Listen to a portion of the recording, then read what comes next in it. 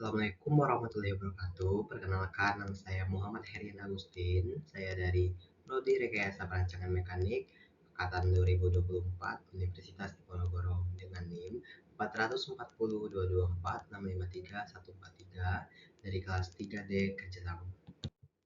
Nah, di sini saya akan membahas mengenai instalasi Simulink, di mana untuk kelompok saya sendiri itu adalah kelompok 5, di antaranya yaitu Muhammad Zaki Askia Anwar dengan ujung NIM 120, Hizkia Jonathan Simatupang 131, Elvin Kunia Ramadan 122, Diki Dermawan Andras 127. Nah, selanjutnya itu, apa sih pengertian dari MATLAB sendiri? Jadi, MATLAB itu adalah sebuah platform pemrograman dan lingkungan komputasi numerik yang powerful, yang dikembangkan oleh MathWorks, yang digunakan secara luas oleh insinyur dan ilmuwan untuk menganalisis data, mengembangkan algoritma, membuat model, dan melakukan simulasi. Nah, nama MATLAB sendiri ini merupakan singkatan dari Metric Laboratory. Ini sangat penting dipahami karena inti dari MATLAB ini itu bekerja dengan matrix dan array. Bahkan jika angka tunggal atau skalar diperlakukan sebagai matrix 1 kali 1 di MATLAB, desain ini membuat sangat intuitif dan efisien untuk menyelesaikan masalah teknis, khususnya yang melibatkan aljabar linear, matematika, dan vektorisasi. Nah, dari tadi aku menyebut Simulink. Apa sih pengertian dari Simulink itu?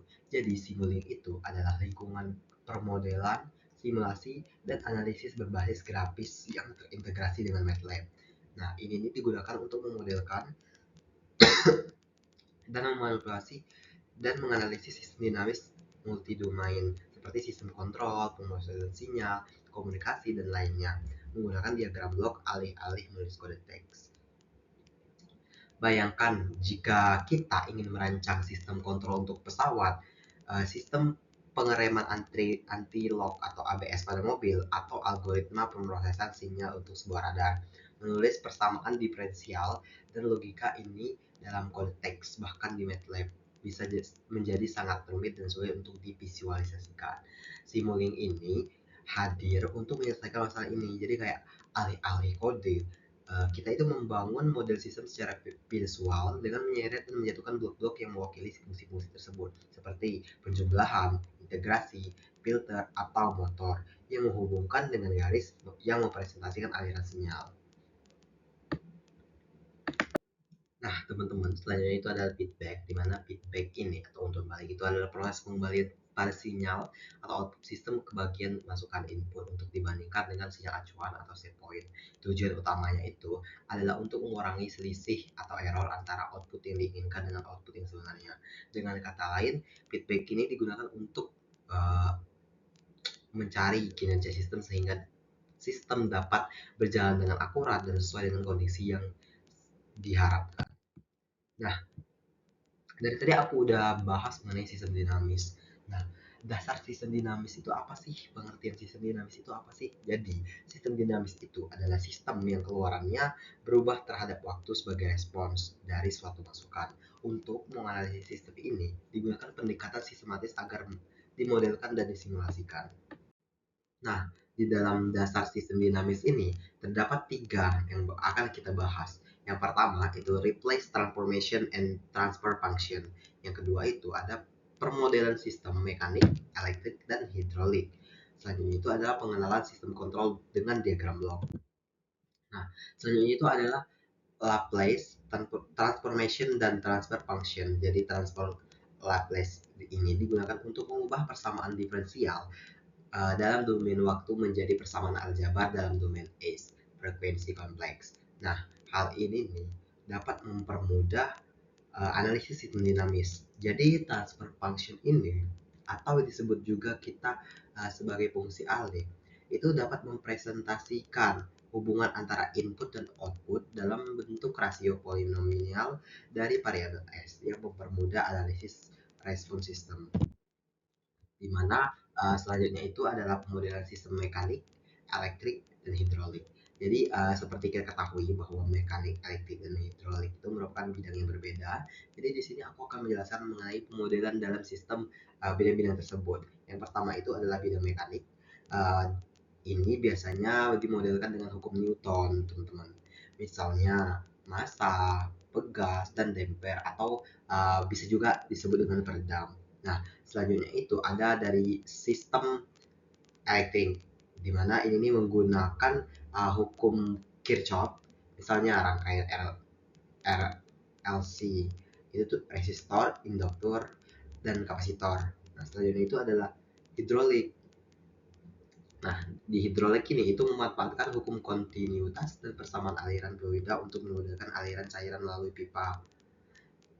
Nah, semua sistem ini dapat diubah ke persamaan lalu ditransformasikan sebagai fungsi alih.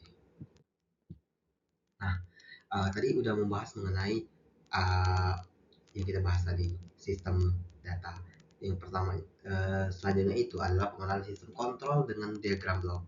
Nah, ini bereaksi terhadap akumulator error masa lalu. Jadi cara kerjanya yaitu bagian ini menghasilkan koreksi yang sebanding dengan jumlah atau integral error dari waktu ke waktu. Nah, ini menghitung total error yang telah terakumulasi sejak proses dimulai. Kelebihannya itu adalah menghilangkan offset yang tidak bisa diatasi dengan bagian P. Dengan mengoreksi akumulator error, ia memastikan output mencapai nilai set point yang tepat. Tapi kekurangannya itu membuat respon awal lebih lambat. Jadi kemungkinan besar akan menyebabkan overshoot yang akan terosilasi yang lama karena koreksinya menjadi terlalu mudah. Nah, selanjutnya itu kita akan membahas mengenai sistem kontrol. Jadi apa sih pengertian sistem kontrol itu?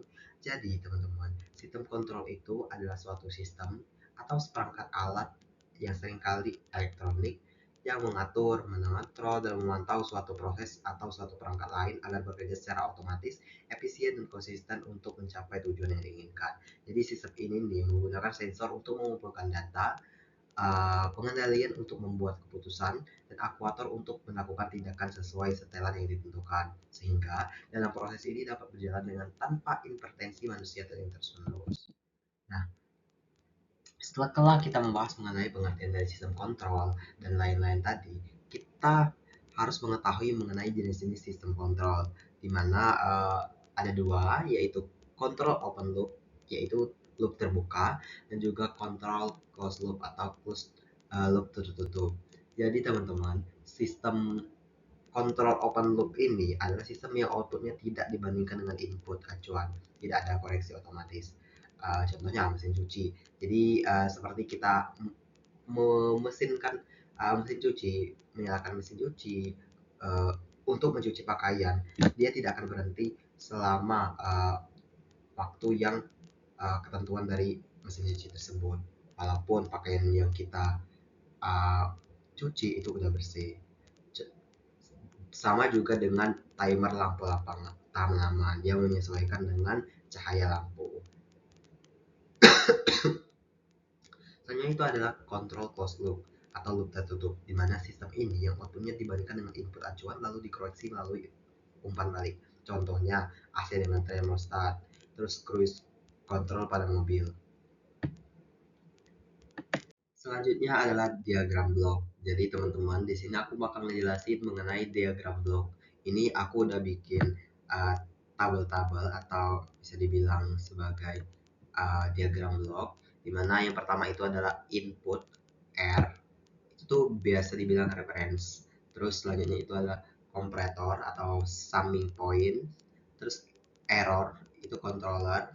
Kontrol sinyal itu bisa dilambangkan dengan U, plan atau proses. Terus ada outputnya itu dilambangkan dengan Y. Nah, di dalam komparator atau summing point, controller, dan plan atau proses itu ada yang dinamakan dengan sensor.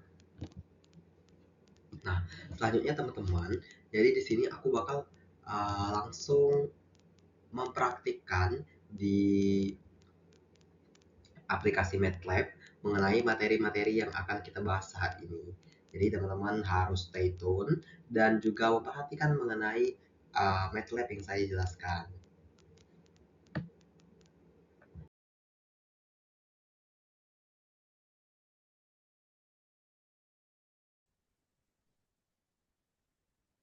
Baik, selanjutnya yaitu adalah saya akan mensimulasikan mengenai MATLAB.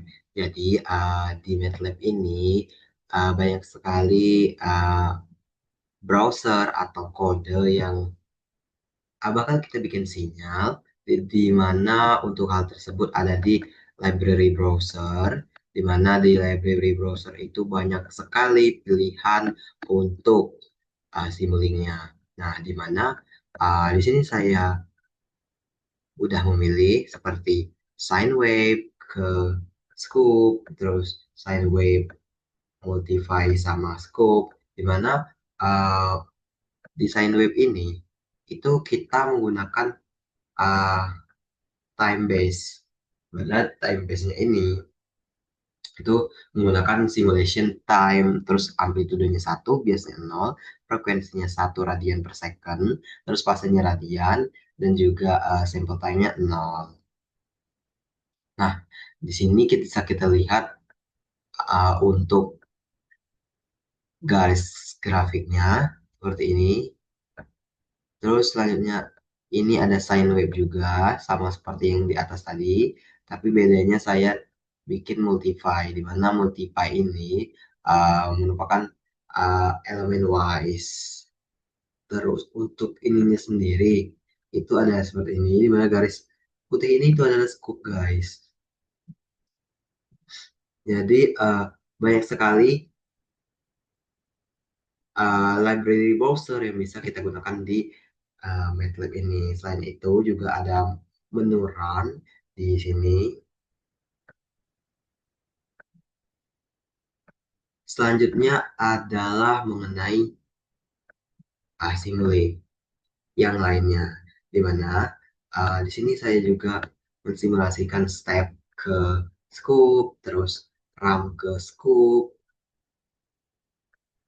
sine wave ke scope, random number ke scope, terus repeating sequence ke scope, di mana ini berbeda-beda untuk step time or final value dimulai dari uh, begitu.